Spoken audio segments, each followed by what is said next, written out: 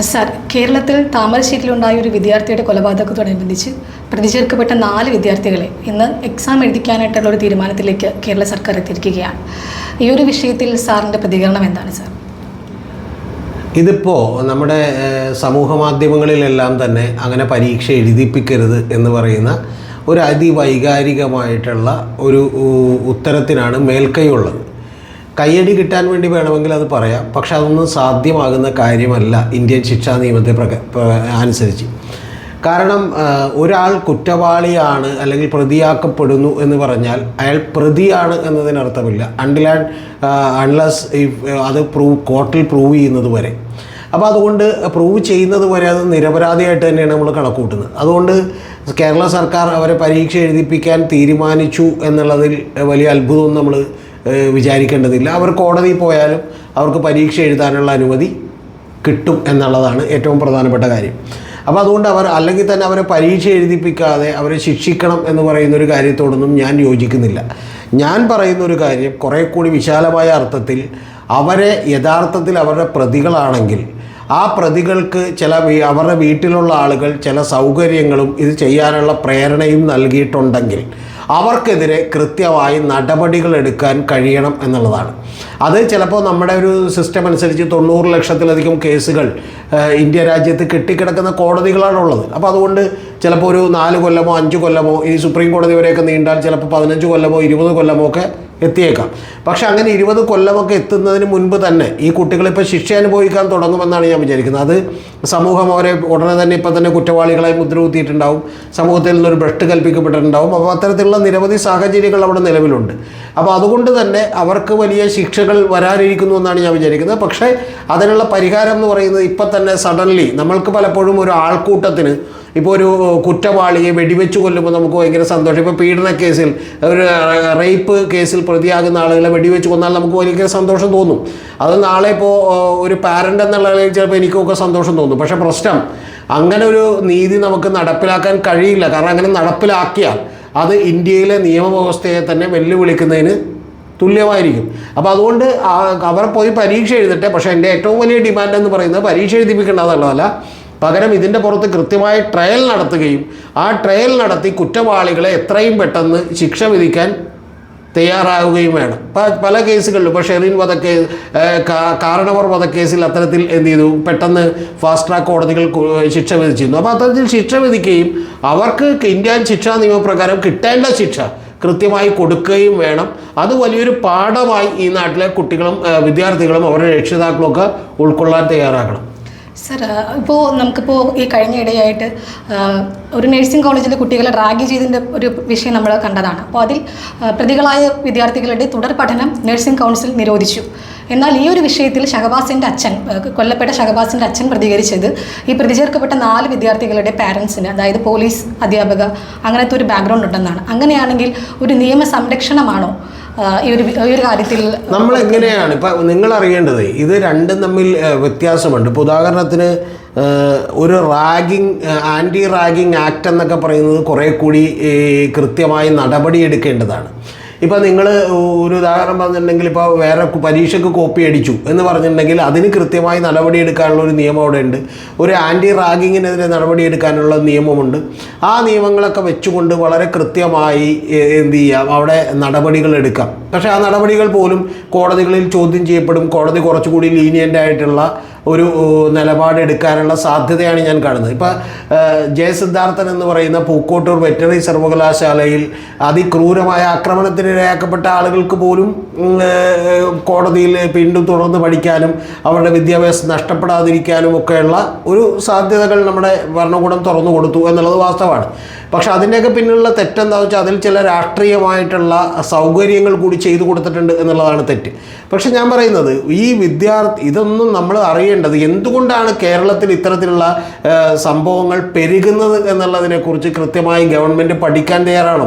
നമ്മുടെ സിലബസിൽ പുതിയ കാര്യങ്ങളെ അഡ്രസ്സ് ചെയ്യാൻ തയ്യാറാകണം. അതായത് ഇത്തരത്തിൽ സൈബർ ക്രൈമുകളിലൂടെയും കൊറിയൻ സിനിമകളിലൂടെയും കിങ്കി ഡുക്കിൻ്റെ ഈ പറയുന്ന പോലെ വയലൻസ് പ്രചരിപ്പിക്കുന്ന സിനിമകളിലൂടെയും മാർക്കോയിലൂടെ നടത്തുന്നതിലൂടെയും ഇത്തരത്തിൽ ഞാൻ വിശദമായി കഴിഞ്ഞൊരു വീഡിയോയിൽ പറഞ്ഞുകൊണ്ട് ഞാൻ പറയുന്നില്ല. അപ്പോൾ അത്തരം സംഭവങ്ങളെ നമ്മൾ കൃത്യമായി അഡ്രസ്സ് ചെയ്യാതെ നമ്മൾ വളരെ എളുപ്പത്തിൽ ഈ പറയുന്ന ഒരു കാര്യത്തിൽ ആ കുട്ടികളെ അങ്ങോട്ട് ശിക്ഷിച്ചുകൊണ്ട് നമുക്കൊരു ആത്മരതിയും ആത്മനിർവൃതിയും അടയുക എന്ന് പറയുന്ന ലെവലിലേക്കാണ് ഭരണകൂടം എപ്പോഴും പോയിട്ടുള്ളത്. ഇപ്പോൾ നമുക്കറിയാം, ഇപ്പോൾ ഒരു റേപ്പ് കേസിൽ, അതിക്രൂരമായ റേപ്പ് കേസിൽ കൺവിക്റ്റ് ചെയ്യപ്പെട്ട പ്രതികളെ വെടിവെച്ച് കൊന്ന പോലീസുകാരനെ നമ്മൾ ഭയങ്കരമായിട്ട് എന്ത് ചെയ്തു, അഡ്മയർ ചെയ്യുന്നൊരു രംഗമുണ്ട്. അതൊരു ആൾക്കൂട്ട നീതിയാണ്. ആ ആൾക്കൂട്ട നീതിയുടെ ഏറ്റവും വലിയ കുഴപ്പം, നാളെ നമ്മൾ ശരിയായിരിക്കുമ്പോഴും ഒരു 150 പേര് വിചാരിക്കുകയാണ് ഇത് ആൾക്കൂട്ടമാണ് ശരി എന്ന് വിചാരിച്ചാൽ അത് ശരിക്കും വന്നിട്ടുണ്ടെങ്കിൽ ഒരു കാട്ടുനീതി എന്നൊക്കെ പറയുന്ന നീതിയാണ്. അതായത് ശക്തൻ അല്ലെങ്കിൽ ഒരു ആൾക്കൂട്ടം നമ്മളെ ഭരിക്കുന്ന നീതിയാണ്. ആ നീതി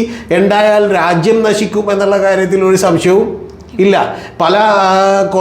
പല രാജ്യങ്ങളിലും ഞാനിപ്പോൾ പേരെടുത്ത് പറയുന്നില്ല, ഇപ്പോൾ പല വിദേശ രാജ്യങ്ങളിലുമൊക്കെ അത്തരത്തിലുള്ള കാട്ടുനീതികൾ നിലനിൽക്കുന്ന രാജ്യങ്ങളുണ്ട്. ഇപ്പോൾ നമ്മുടെ തൊട്ടടുത്തുള്ള അഫ്ഗാനിസ്ഥാനിൽ തന്നെ ഗോത്രവർഗ്ഗക്കാരായ ആളുകൾ ഒരു ഭൂപ്രദേശം അടക്കി വാണിരുന്നു. നമ്മുടെ ഇവിടെയും അങ്ങനെ നാടുവാഴികളൊക്കെ വാണിരുന്നു. അങ്ങനെയല്ല, പകരം ഒരു കൃത്യമായ നിയമവ്യവസ്ഥ നിലനിൽക്കണമെങ്കിൽ കൃത്യമായ നിയമവ്യവസ്ഥ അനുസരിച്ച് കാര്യങ്ങൾ നടപ്പിലാക്കേണ്ടതുണ്ട്. അതിന് അവരെ പരീക്ഷ എഴുതിപ്പിക്കാതിരിക്കുക എന്നുള്ളതല്ല. ഈ കൊലപാതകത്തിൽ അവർക്ക് കൃത്യമായ പങ്കുണ്ടെങ്കിൽ ജുവനൈൽ ജസ്റ്റിസ് ആക്ട് പ്രകാരം അവർക്ക് കൊടുക്കാൻ കഴിയുന്ന പരമാവധി ശിക്ഷ കൊടുത്തുകൊണ്ട് അവരെ നേർവഴിക്ക് കൊണ്ടുവരാൻ കൂടി സമൂഹത്തിന് കഴിയണം.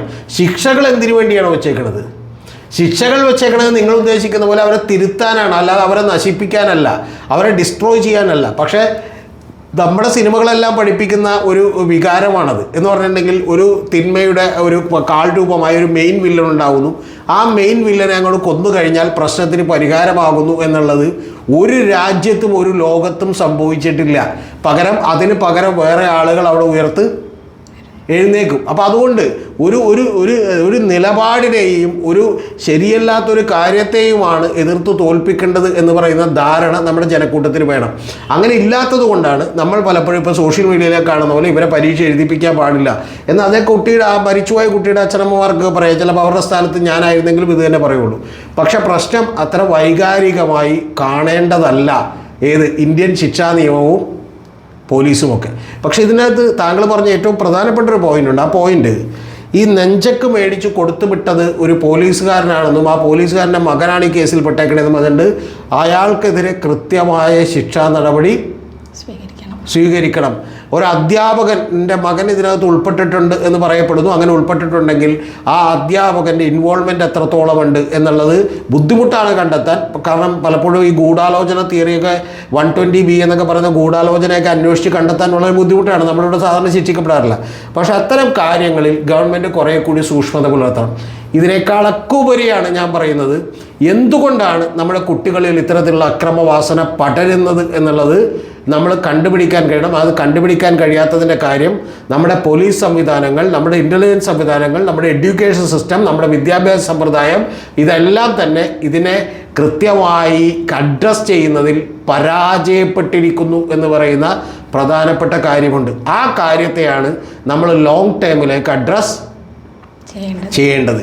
അതിന് പകരം ഈ ആൾക്കൂട്ട നീതി എന്ന് പറയുന്നൊരു കാര്യം നടപ്പിലാക്കുക എന്ന് പറയുന്നൊരു കാര്യത്തോട് നമുക്ക് എന്ത് ചെയ്യാൻ പറ്റില്ല, അനുവദിക്കാൻ. സാർ, ഇതിനൊരു മറ്റൊരു വശം കൂടി ഉണ്ടല്ലോ. ഇപ്പോൾ ഈ കേസ് റിപ്പോർട്ട് ചെയ്തപ്പോഴത്തേക്കും അത് അന്വേഷിച്ച ഉദ്യോഗസ്ഥൻ തന്നെ പറയുന്നുണ്ട്, പ്രതികൾക്ക് കുട്ടികളുടെ മാനസികാവസ്ഥയിലുള്ളത്. കാരണം അവർ അത്രയും അക്രമവാസികളായിട്ടാണ് വളർന്നുകൊണ്ടിരിക്കുന്നത്. അങ്ങനെയാണെങ്കിൽ ഇത്തരം കുട്ടികൾ എക്സാം എഴുതി ഇവർക്ക് ഒരു പ്രൊട്ടക്ഷൻ കൊടുക്കുമ്പോഴത്തേക്കും ഈ കുട്ടികൾ വളർന്നു വരുമ്പോൾ അവരെ എക്സാം എഴുതിക്കുക എന്ന് പറഞ്ഞാൽ അവർക്കൊരു പ്രൊട്ടക്ഷൻ അല്ല, അവരെ സപ്പോർട്ട് ചെയ്യുന്നുണ്ട്. നാളെ എക്സാം എഴുതിയില്ലെങ്കിൽ എന്ത് സംഭവിക്കാനാണ്? എക്സാം എഴുതിയില്ലെങ്കിൽ അവരുടെ 1 കൊല്ലം പോകും എന്ന് പറയുന്ന ആ ശിക്ഷ കൊടുത്താൽ മതിയോ അവർക്ക്?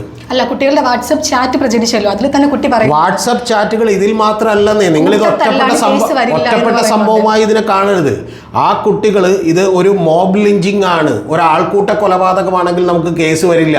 നമ്മൾ ജുവനൈൽ ജസ്റ്റിസ് പ്രായപൂർത്തിയാകാത്തതുകൊണ്ട് നമ്മൾക്ക് കേസ് വരില്ല എന്നൊക്കെ ആ കുട്ടികൾ ഇതിനകത്ത് പറഞ്ഞിട്ടുണ്ട്. അതേ സംഭവം തന്നെയാണ് ഈ ഗ്ലോബൽ പബ്ലിക് സ്കൂൾ എന്ന് പറയുന്ന, നിങ്ങളറിയേണ്ട തിരുവാണിയൂരിരിക്കുന്ന എറണാകുളത്തെ ഏറ്റവും സമ്പന്നരായ കുട്ടികൾ പഠിക്കുന്ന ഗ്ലോബൽ പബ്ലിക് സ്കൂളിലെ കുട്ടികൾ പറഞ്ഞിട്ടുള്ളത്. അതായത് സ്വന്തം സഹപാഠി കൊല്ലപ്പെട്ടതിന് ശേഷവും ഒരു തരത്തിലുള്ള പ്രിക്കിങ്ങോ മനസാക്ഷി കുത്തോ പശ്ചാത്താപമോ ഒന്നുമില്ലാതെ ഈ കുട്ടികളെല്ലാവരും പറഞ്ഞുകൊണ്ടിരിക്കുന്നത് ഒരേ വാചകങ്ങളാണ്. അതായത് മരിച്ചവൻ ഒരു ചിറക് വെച്ച് ആകാശത്തേക്ക് പോകുന്ന ഇൻസ്റ്റാഗ്രാം റീൽസ് ഉണ്ടാക്കി പ്രചരിപ്പിക്കുകയാണ്. നിങ്ങളൊന്ന് ആലോചിച്ച് നോക്കണം. അപ്പോൾ അത്തരത്തിൽ എങ്ങനെയാണ് കുട്ടികളുടെ ഇടയ്ക്ക് ഇത്തരത്തിലുള്ള ഒരു ഗ്യാങ് വാറുകൾ വരുന്നത്? ഒരുത്തൻ മരിച്ചു കഴിയുമ്പോൾ പോലും മരിച്ചാൽ കുഴപ്പമില്ലാതെ രക്ഷപ്പെടാനുള്ള വഴികൾ തേടുന്നത് എങ്ങനെയാണ്? അതിനുശേഷവും അവൻ അപഹസിക്കപ്പെടുന്നത് എങ്ങനെയാണ് നമ്മുടെ കുട്ടികളുടെ ഉള്ളിൽ ഇത്രയും ക്രൂരമായിട്ടുള്ള കാര്യങ്ങൾ ചെന്നെത്തിപ്പെട്ടത്? അതിൽ ഞാൻ വിചാരിക്കുന്നു ഈ കുട്ടികളിൽ മഹാഭൂരിപക്ഷവും ലഹരി ഉപയോഗിക്കുന്നവരല്ല. പക്ഷേ ലഹരി ഉപയോഗിക്കുന്നത് കൊണ്ടുമല്ല, അതിനേക്കാൾ വലിയ അപകടമായി നമ്മുടെ സോഷ്യൽ മീഡിയകളിലൂടെയും മറ്റ് കൊറിയൻ സിനിമകളിലൂടെയും അതിൻ്റെയൊക്കെ ചുവട് പിടിച്ച് ഇവിടെ കാണാനുണ്ട് എന്നുള്ള നിലക്ക് മാർക്കോ മുതൽ നിരവധി സിനിമകളുമൊക്കെ ഇറങ്ങുന്നതിൻ്റെ പിന്നിലെ കാരണം ഞാൻ നേരത്തെ പറഞ്ഞതാണ്. ആ വിശാലമായ അർത്ഥത്തിലുള്ള കാര്യങ്ങളെ അഡ്രസ്സ് ചെയ്യാതെ നമ്മൾക്കൊരു കാരണവശാലും എന്ത് ചെയ്യാൻ പറ്റില്ല, ഇതിൽ നിന്ന് മോചനം ഉണ്ടാവില്ല. നിങ്ങൾ അറിയേണ്ടത് ഭരണകൂടം പോലും അവരുടെയൊക്കെ ഉത്തരവാദിത്വത്തിൽ നിന്ന് ഓടി ഒളിക്കാൻ സഹായിക്കുന്നൊരു നിലപാടാണ് താൽക്കാലികമായി ഈ കുട്ടികളെ പരീക്ഷ എഴുതിപ്പിക്കേണ്ടെന്ന് പറയുന്നത്. മനസ്സിലായില്ലേ? ആ പരീക്ഷ എഴുതിപ്പിക്കേണ്ട. അപ്പോൾ അവനെതിരെ മാത്രം ഒരു വികാരം. സാർ, അങ്ങനെയാണെങ്കിൽ കൊല്ലപ്പെട്ട കുട്ടിക്ക് എങ്ങനെയാണ് നീതി കിട്ടുന്നത്? ഇപ്പോൾ ഇവർ എക്സാം എഴുതി കഴിഞ്ഞു കഴിഞ്ഞാൽ ആ കുട്ടിക്ക് നീതി നിഷേധിക്കപ്പെടുകയില്ല ചെയ്യുന്നത്. കൊല്ലപ്പെട്ട കുട്ടിക്ക് നീതി കിട്ടുന്നത് എക്സാമുമായിട്ട് എന്ത് ബന്ധം? അതുപോലെ ആ കുട്ടി എങ്ങനെയാണ്? നിങ്ങളൊന്ന് പറയൂ. ഒരു മിനിറ്റ്. പോലെ തന്നെ എക്സാം എഴുതാൻ ആഗ്രഹിച്ച ഒരു കുട്ടിയാണ്. ശരിയാണ്, അവന് എക്സാം എഴുതാൻ പറ്റിയില്ല. ശരിയാണ്, ആ കുട്ടി മരിച്ചുപോയി. ഈ കുട്ടികളെ ഞാൻ ചോദിക്കുന്നത്, ഈ കുട്ടികളെ എക്സാം എഴുതിക്കാതിരുന്നാൽ മാത്രം മതിയോ? അത് മാത്രം മതിയോ അവർക്കുള്ള ശിക്ഷ? ഒരു തുടർ അങ്ങനെയല്ല. നേത് ഒരു കുറ്റവാളിയായി ഒരാൾ പ്രതിയായി താങ്കൾ പ്രതിയായി വരുമ്പോൾ ഇന്ത്യൻ ജസ്റ്റിസ് ആക്ട് പ്രകാരം, ഇന്ത്യൻ നീതി നിർവഹണ സംവിധാന പ്രകാരം താങ്കളെ ശിക്ഷിക്കുന്നത് വരെ താങ്കൾ കുറ്റവാളിയല്ല. മനസ്സിലായോ? ഇപ്പം ലോകത്ത് ഒരുപാട് രാജ്യങ്ങളിൽ 5 പേരെ കൊന്ന ഒരാളെ നമുക്ക് ശിക്ഷിക്കുക എന്ന് പറഞ്ഞിട്ടുണ്ടെങ്കിൽ നമ്മൾ തൂക്കിക്കൊന്നാണോ ശിക്ഷിക്കുന്നത്? അത് പിന്നെ നമ്മൾ പറയണ്ടേ അവനപ്പം തന്നെ തൂക്കിക്കൊന്നാണ് ശിക്ഷിക്കേണ്ടത്. 5 പേരെ കൊന്നില്ല, അവരുടെ ജീവൻ തിരിച്ചു കിട്ടുമെന്ന് പറഞ്ഞാൽ ശിക്ഷകൾ ഒരു കാരണവശാലും ഒരു രാഷ്ട്രത്തിൻ്റെ കണ്ണിലൂടെ നോക്കുമ്പോൾ ശിക്ഷകൾ എന്തിനു വേണ്ടിയായിരിക്കണം? തിരുത്തലുകൾക്ക് വേണ്ടിയായിരിക്കണം. അപൂർവങ്ങളായിട്ടുള്ള കൊലപാതകങ്ങൾക്ക് മാത്രമല്ലേ ഉള്ളൂ തൂക്കിക്കൊല ഇവിടെ ഇന്ത്യയിൽ ഉള്ളത്, ഇല്ലേ? അത് തന്നെ ജസ്റ്റിസ് കമാൽ പാഷയ്ക്ക് ഇരുന്നാണ് എന്ത് ചെയ്തത്? 14 കേസിൽ 13 എണ്ണത്തിൽ വധശിക്ഷ വിധിച്ചിട്ടുള്ളത്. അതിൽ തന്നെ 13 എണ്ണത്തിൽ ഒരു വധശിക്ഷ പോലും നടപ്പിലാക്കിയതായിട്ട് നമുക്ക് എന്ത് ചെയ്യില്ല, അറിവില്ല. 10 എണ്ണം വരുമ്പോൾ ഒരെണ്ണമാണ് നടപ്പിലാക്കുന്നത്. ബാക്കി എല്ലാം രാഷ്ട്രപതിക്ക് പോലും ഹർജി കൊടുത്തുകൊണ്ട് അത് വിട്ടുപോവുകയാണ് ചെയ്യേണ്ടത്. കാരണം ഒരു പരിഷ്കൃത സമൂഹത്തിൽ കൊലക്ക് പകരം കൊലയെന്നും കണ്ണിന് പകരം കണ്ണെന്നും പല്ലിന് പകരം പല്ലെന്നും പറയുന്ന നിയമങ്ങൾ ഉണ്ടാക്കാൻ കഴിയില്ല. മനസ്സിലായോ? ലോകത്തെ ഏറ്റവും വലിയ ഹാപ്പിനെസ് ഇൻഡെക്സിൽ കൂടുതൽ നിൽക്കുന്ന നോർവേ, സ്വീഡൻ, ഡെൻമാർക്ക് ഇത്തരം രാജ്യങ്ങളിലൊക്കെ തന്നെ നിങ്ങൾ എത്ര വലിയ കുറ്റം ചെയ്താലും കുറച്ച് നാളൊക്കെ ജയിലിലിടും, അത് കഴിഞ്ഞാൽ തുറന്നുവിടും. എന്തുകൊണ്ടാണ്? എന്നിട്ട് അവിടെ കൊലപാതകങ്ങൾ വർദ്ധിക്കാത്തത് എന്തുകൊണ്ടാണ്? ലിച്ചസ്റ്റൈൻ എന്ന് പറയുന്ന ജർമ്മനിയുടെ തൊട്ടടുത്ത് കിടക്കുന്ന ഒരു രാജ്യം, സൈന്യമില്ലാത്തൊരു രാജ്യം, പോലീസ് ഇല്ലാത്തൊരു രാജ്യം, ജർമ്മനിയിൽ നിന്ന് സൈക്കിളിന് നിങ്ങൾക്ക് പോയാൽ കവർ ചെയ്യാൻ കഴിയുന്ന ഒരു രാജ്യം, ആളോഹരി വരുമാനത്തിൽ ഏറ്റവും മുമ്പിൽ നിൽക്കുന്ന ഒരു രാജ്യം, അതിസമ്പന്നം വിരാജിക്കുന്ന ഒരു രാജ്യം, അവിടെ എന്തുകൊണ്ടാണ് വലിയ പോലീസിംഗ് ഇല്ലാത്ത, എന്തുകൊണ്ടാണ് ഒരു ക്രിമിനൽ ആക്ടിവിറ്റി നടക്കാത്തത്? എന്തുകൊണ്ടാണ് നമ്മുടെ തൊട്ടടുത്തുള്ള ലക്ഷദ്വീപിൽ വലിയ തോതിൽ ജയിലുകളിൽ ആളില്ലാതെ കിടക്കുന്നത്? നമ്മൾ ആലോചിക്കേണ്ട കാര്യമാണ്. മനസ്സിലായോ? എന്തുകൊണ്ടാണ് മറ്റ് ചില ആഫ്രിക്കൻ അല്ലെങ്കിൽ ഈ രാജ്യങ്ങളിലൊക്കെ തന്നെ വലിയ തോതിലുള്ള വർഗീയ കലാപവും കൊള്ളയും പിടിച്ചുപറിയും ഒക്കെ നടക്കുന്നത്? നമ്മൾ ആലോചിക്കേണ്ട കാര്യമാണ്. Whether we are developing towards ഈ പറയുന്ന പോലെ ഒരു പരിഷ്കൃത സമൂഹത്തിലേക്കാണോ അല്ല എന്നുള്ളതാണ് നമ്മൾ ചിന്തിക്കേണ്ടത്. അപ്പോൾ അത് ചിന്തിക്കുന്നില്ലെങ്കിലാണ് നിങ്ങൾ നേരത്തെ പറഞ്ഞ പോലെ ഉള്ളത്. നിങ്ങൾ പറയുന്നത് കണ്ണിന് പകരം കണ്ണെന്നും പല്ലിന് പകരം പല്ലെന്നും പറയുന്ന നീതിയാണ്. ഞാൻ പറയുന്നത് ആ കുട്ടികൾ പരീക്ഷ എഴുതട്ടെ, അവർ ജയിക്കുകയോ തോൽക്കുകയോ ചെയ്യട്ടെ. പക്ഷേ നിയമത്തിൻ്റെ ഡ്യൂ കോഴ്സ് പൂർത്തിയാക്കുകയും നാളെ 5 വർഷം തടവാണെങ്കിൽ 5 വർഷം തടവിലോ 5 കൊല്ലം ജുവനൈൽ ജസ്റ്റിസ് ആക്ട് പ്രകാരം ജുവനൈൽ ഹോമിലോ പാർപ്പിക്കേണ്ടി വന്നാൽ ആ പാർപ്പിക്കാനുള്ള ലെവലിലേക്ക് ഇവർ നീങ്ങണം. അതാണ് ശിക്ഷ. മനസ്സിലായോ? അല്ലാതെ നിങ്ങൾ നാളെ ഇങ്ങനെയാണെങ്കിൽ, ഈ നിയമം അനുസരിച്ചിട്ടാണെങ്കിൽ നിങ്ങൾ നാളെ സോഷ്യൽ മീഡിയയിൽ കിടന്ന് പറയാലോ ഒരുത്തൻ്റെ കൈവെട്ടി, അപ്പോൾ അവരെ പിടിച്ചിട്ട് നേരെ കൈവെട്ടാൻ പറയാൻ പാടില്ലേ? നമ്മൾ ആ കുട്ടികളെ കൊല ചെയ്യണമെന്നല്ലോ പറയുന്നത്. പരീക്ഷ എഴുതിപ്പിക്കരുതെന്നാണ്. അത് നിങ്ങളുടെ താൽക്കാലികമായ ടെമ്പർ ആണ്, നിങ്ങളുടെ ഒരു വികാരമാണ്. കുറച്ചു മുമ്പ് മെൻഷൻ ചെയ്തിട്ടുണ്ടായിരുന്നു കോപ്പി അടിക്കുന്ന കുട്ടികൾക്ക് ഡിബാർ ചെയ്യുന്നു, ആന്റി റാഗിംഗ് ഉള്ള കോപ്പി അടിക്കുന്നത് ആ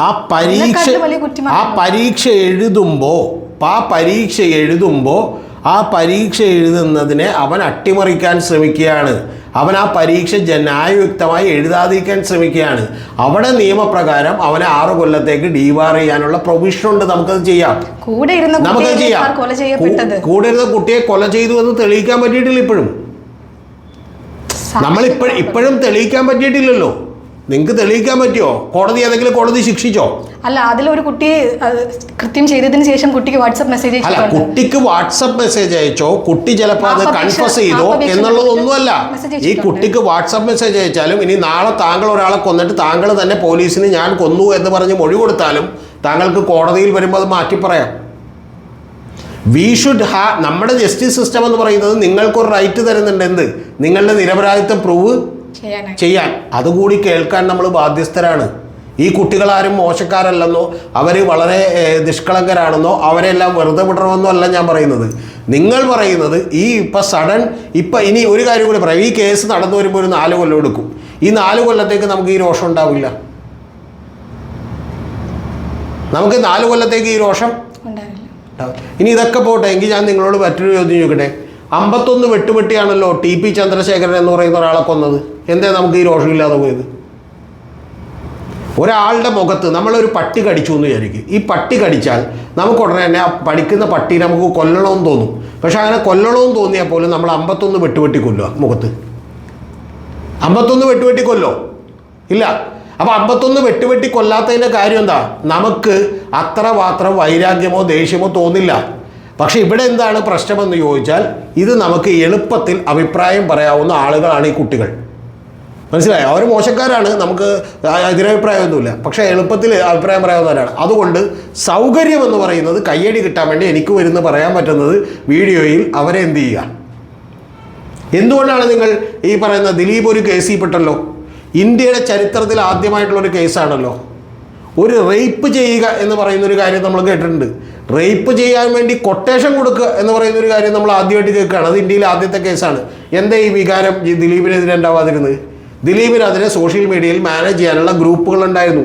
ദിലീപിന് വേണ്ടി സംസാരിക്കാനായിട്ട് എത്രയോ ആളുകൾ ഈ പറയുന്ന ചാനൽ ചർച്ചകളിൽ വന്നിരുന്നു. ആരെങ്കിലും ഒരാൾ അപഹസിച്ചുകൊണ്ടോ അവരുടെ വീട്ടുകാരെ ചീത്ത പറഞ്ഞുകൊണ്ടോ ആളുകൾ ഇതുപോലെ ഇറങ്ങിയോ?